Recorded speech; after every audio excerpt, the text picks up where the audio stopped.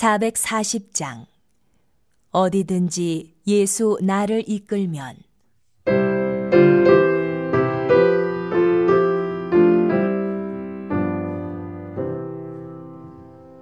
어디든지 예수 나를 이끌면, 어디든지 예수 함께 가려네.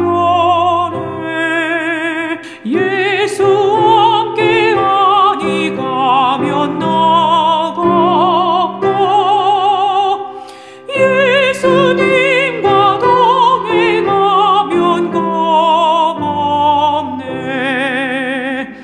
어디를 가든지 겁내가 남네. 어디든지 예수 함께 가려네. 세상 친구 모두 나를 떠나도 주와 동행하면 위로만 가는 길이 위태하고 험해도 어디든지 예수 함께 가려네. 어디를 가든지 겁낼 것 없네. 어디든지 예수 함께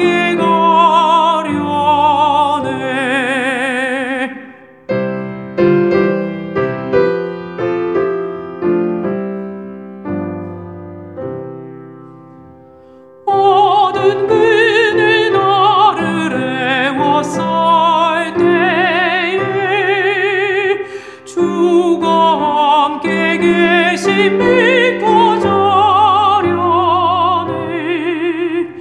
죽은 후에 천국에서 깨어나 예수 함께 길이 살리라. 어디를 가든지 겁낼 것 없네. 어디든지 예수 함께 가려네.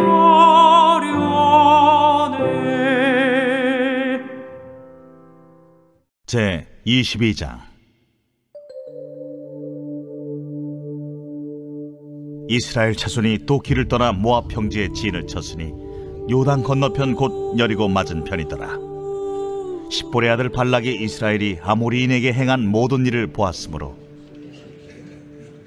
모압이 심히 두려워하였으니 이스라엘 백성이 많음으로 말미암아 모압이 이스라엘 자손 때문에 번민하더라. 미디안 장로들에게 이르되 이제 이 무리가 소가 밭의 풀을 뜯어먹음같이 우리 사방에 있는 것을 다 뜯어먹으리로다. 그때에 십볼의 아들 발락이 모압 왕이었더라. 그가 사신을 부올의 아들 발람의 고향인 강가 부돌에 보내어 발람을 부르게 하여 이르되 보라, 한 민족이 애굽에서 나왔는데 그들이 지면에 덮여서 우리 맞은편에 거주하였고 우리보다 강하니 청하건대 와서 나를 위하여 이 백성을 저주하라. 내가 혹 그들을 쳐서 이겨 이 땅에서 몰아내리라. 그대가 복을 비는 자는 복을 받고 저주하는 자는 저주를 받을 줄을 내가 알미니라. 모압 장로들과 미디안 장로들이 손에 복채를 가지고 떠나 발람에게 이르러 발락의 말을 그에게 전하매 발람이 그들에게 이르되 이 밤에 여기서 유숙하라. 여호와께서 내게 이르시는 대로 너희에게 대답하리라. 모압 귀족들이 발람에게서 유숙하니라. 하나님이 발람에게 임하여 말씀하시되 너와 함께 있는 이 사람들이 누구냐? 발람이 하나님께 아뢰되 모압 왕 십볼의 아들 발락이 내게 보낸 자들이니이다. 이르기를 보라, 애굽에서 나온 민족이 지면에 덮였으니 이제 와서 나를 위하여 그들을 저주하라. 내가 혹 그들을 쳐서 몰아낼 수 있으리라 하나이다. 하나님이 발람에게 이르시되 너는 그들과 함께 가지도 말고 그 백성을 저주하지도 말라. 그들은 복을 받은 자들이라. 발람이 아침에 일어나서 발락의 귀족들에게 이르되 너희는 너희의 땅으로 돌아가라. 여호와께서 내가 너희와 함께 가기를 허락하지 아니하시느니라. 모압 귀족들이 일어나 발락에게로 가서 전하되 발람이 우리와 함께 오기를 거절하더이다. 발락이 다시 그들보다 더 높은 고관들을 더 많이 보내매 그들이 발람에게로 나아가서 그에게 이르되 십볼의 아들 발락의 말씀에 청하건대 아무 것에도 거리끼지 말고 내게로 오라. 내가 그대를 높여 크게 존귀하게 하고 그대가 내게 말하는 것은 무엇이든지 시행하리니 청하건대 와서 나를 위하여 이 백성을 저주하라 하시도이다. 발람이 발락의 신하들에게 대답하여 이르되 발락이 그 집에 가득한 은금을 내게 줄지라도 내가 능히 여호와 내 하나님의 말씀을 어겨 덜하거나 더하지 못하겠노라. 그런즉 이제 너희도 이 밤에 여기서 유숙하라. 여호와께서 내게 무슨 말씀을 더하실는지 알아보리라. 밤에 하나님이 발람에게 임하여 이르시되 그 사람들이 너를 부르러 왔거든 일어나 함께 가라. 그러나 내가 네게 이르는 말만 준행할지니라. 발람이 아침에 일어나서 자기 나귀의 안장을 지우고 모압 고관들과 함께 가니 그가 감으로 말미암아 하나님이 진노하심으로 여호와의 사자가 그를 막으려고 길에 서니라. 발람은 자기 나귀를 탔고 그의 두 종은 그와 함께 있더니 나귀가 여호와의 사자가 칼을 빼어 손에 들고 길에 선 것을 보고 길에서 벗어나 밭으로 들어간지라. 발람이 나귀를 길로 돌이키려고 채찍질하니 여호와의 사자는 포도원 사이 좁은 길에 섰고 좌우에는 담이 있더라.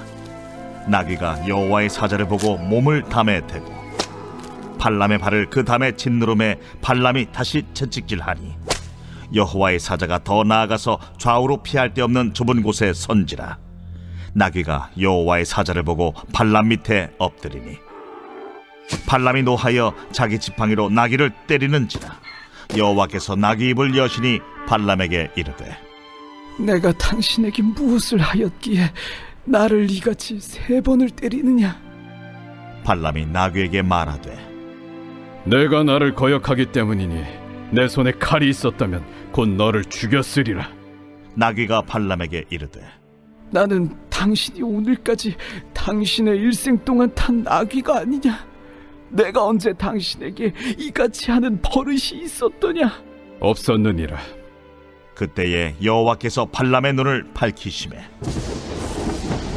여호와의 사자가 손에 칼을 빼들고 길에 선 것을 그가 보고 머리를 숙이고 엎드리니 여호와의 사자가 그에게 이르되 너는 어찌하여 내 나귀를 이같이 3번 때렸느냐? 보라, 내 앞에서 내 길이 사악하므로 내가 너를 막으려고 나왔더니 나귀가 나를 보고 이같이 3번을 돌이켜 내 앞에서 피하였느니라. 나귀가 만일 돌이켜 나를 피하지 아니하였다면 내가 벌써 너를 죽이고 나귀는 살렸으리라.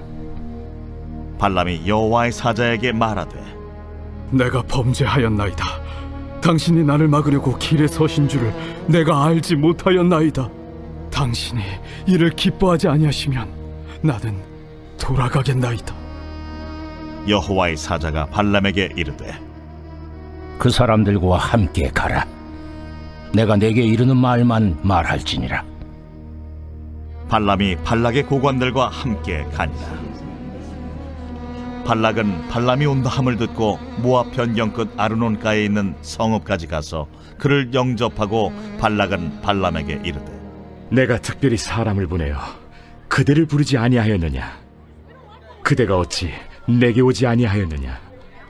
내가 어찌 그대를 높여 존귀하게 하지 못하겠느냐? 발람이 발락에게 이르되 내가 오기는 하였으나 무엇을 말할 능력이 있으리까? 하나님이 내 입에 주시는 말씀 그것을 말할 뿐이니이다. 발람이 발락과 동행하여 기랴투솥에 이르러서는 발락이 소와 양을 잡아 발람과 그와 함께한 고관들을 대접하였더라. 아침에 발락이 발람과 함께하고 그를 인도하여 바알의 산당에 오르매 발람이 거기서 이스라엘 백성의 진 끝까지 보니라.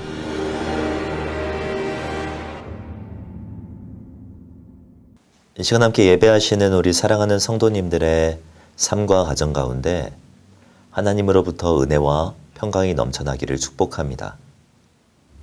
민수기 22장에서 24장의 이야기는 그 자체로 아주 완벽한 통일성을 이루고 있습니다. 이 이야기는 모압 왕 발락이 코앞까지 밀어닥친 이스라엘에 대한 대책으로 발람이라고 하는 고대근동 유명한 선지자를 초청하여 이스라엘을 저주하게 만들려는 것에서부터 시작됩니다. 앞장인 21장을 보면 아모리 왕 시온과 바산 왕 옥이 이스라엘에 의해 멸망하는 사건이 기록되어 있는데요. 모압은 이미 아모리에게 점령당한 경험이 있기에 아모리가 이스라엘에게 무너졌다는 소식을 듣고 완전히 공황 상태에 빠질 수밖에 없었죠. 2절을 보면 이렇게 말씀합니다. 십볼의 아들 발락이 이스라엘이 아모리인에게 행한 모든 일을 보았으므로 모압이 심히 두려워하였으니 이스라엘 백성이 많음으로 말미암아 모압이 이스라엘 자손 때문에 번민하였더라 라고 말입니다.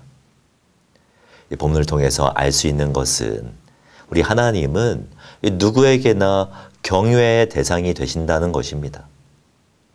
하나님께서 하신 일을 볼 때 모두 다 두려워할 수밖에 없고 그분의 역사를 볼 때 번민할 수밖에 없는 것이죠. 하나님께서 경외의 대상이 되시는 이유는 하나님만이 참으로 신실하시기 때문입니다. 본문에 아주 독특한 점이 하나 있는데요. 이 본문에 등장하는 이런 다양한 표현들이 출애굽기 1장, 그러니까 이스라엘 백성들이 이집트의 포로로 있을 때의 표현과 아주 완벽하게 일치한다는 것입니다. 출애굽기 1장을 보면 이집트는 이스라엘의 수가 많은 것 때문에 두려워했습니다. 근데 오늘 본문 3절을 보아도 이스라엘 백성이 많음으로 말미암아 번민하더라 라고 말씀합니다. 또한 출애굽기를 보면 이 바로 왕은 이스라엘이 이집트보다 강하다는 것을 인정하는데요. 오늘 본문 6절을 보아도 그들은 우리보다 강하니 라고 고백하고 있죠. 민수기의 저자 모세가 이와 같이 이 언어적 유사성을 사용하는 것은 하나님의 신실함을 드러내기 위한 목적이라고 볼 수 있습니다. 하나님께서 이집트에서 종살이하던 이스라엘 백성들을 어떻게 지금까지 인도하셨는지, 얼마나 그들 가운데 신실하게 역사하셨는지를 가르쳐주고 있는 것이죠. 우리 하나님은 신실하신 분입니다. 하나님은 약속한 즉 이루시는 신실하신 분이십니다. 그분의 신실하신 역사를 막을 수 있는 이는 아무도 없죠. 이집트도 할 수 없었습니다. 아모리와 바산도 하나님께서 약속을 성취하는데 장애물이 되지 않았습니다. 모압도 하나님의 일을 제지할 수 없었죠. 우리가 참으로 두려워할 분은 하나님입니다. 이 무엇보다 하나님을 경외하는 것을 삶의 우선순위로 삼아야 하는 것이죠. 바라기는 하나님을 두려워하시는 저와 성도님들이 되시기를 바랍니다. 신실하신 하나님을 경외하며 오늘을 살아가시는 저와 성도님들이 되시기를 주님의 이름으로 축복합니다. 우리가 하나님을 경외한다는 것은요, 선택하고 행동할 때마다 하나님을 가장 먼저 의식하는 것을 의미합니다. 이어지는 말씀을 보면 이 발락이 발람을 불러서 이스라엘을 저주해달라고 요청하는데요. 그때 발람은 가장 먼저 하나님을 찾는 것을 볼 수 있습니다.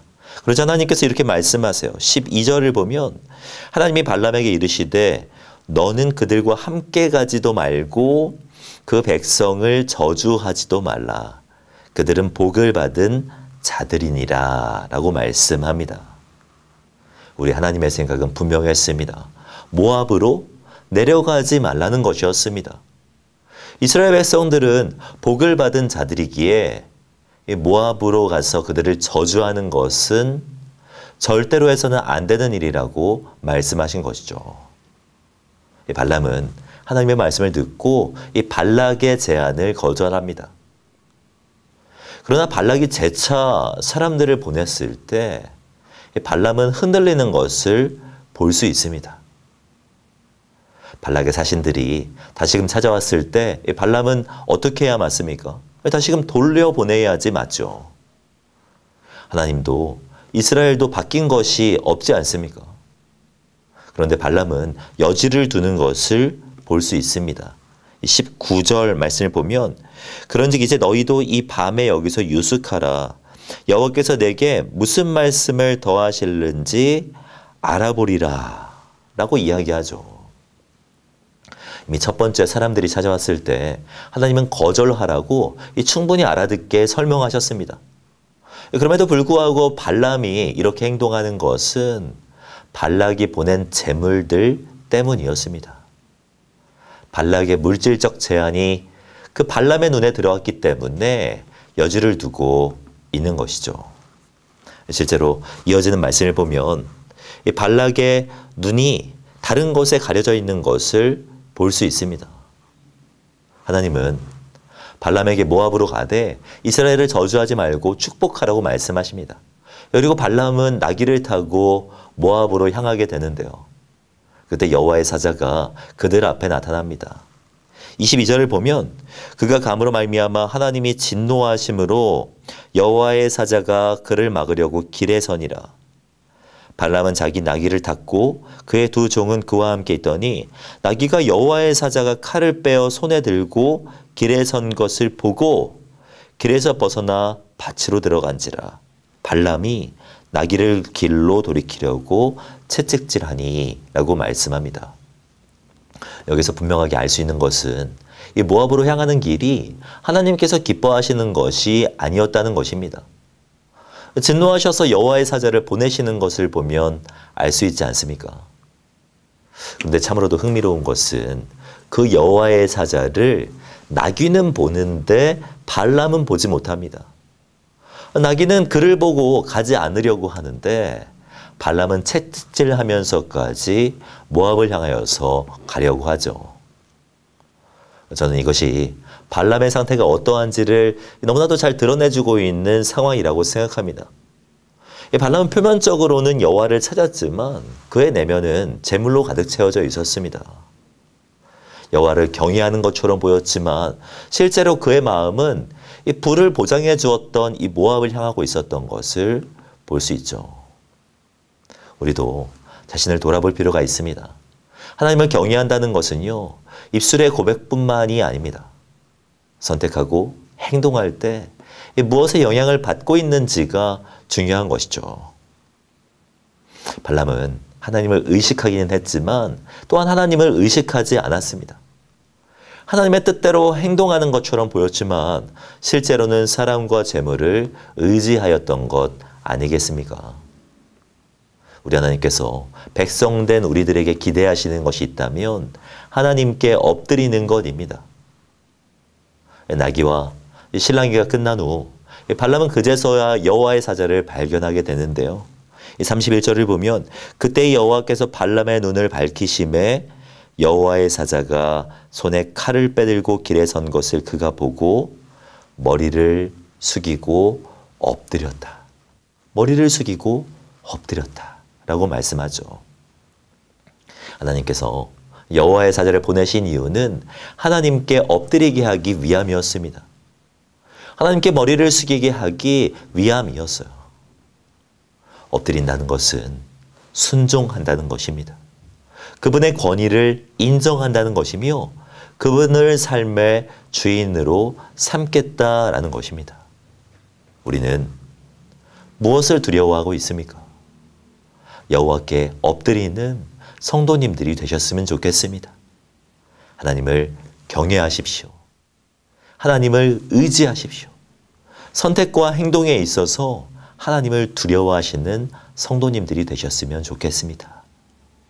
시편 말씀을 보면 이렇게 고백합니다. 너희 성도들아 여호와를 경외하라.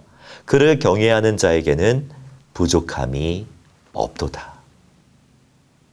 여호와를 경외하시고 여호와를 삶 속에서 늘 의식하셔서 주님의 채우심과 회복해 하심을 매일의 삶 속에서 경험하시는 저와 성도님들이 되시기를 주님의 이름으로 축복합니다.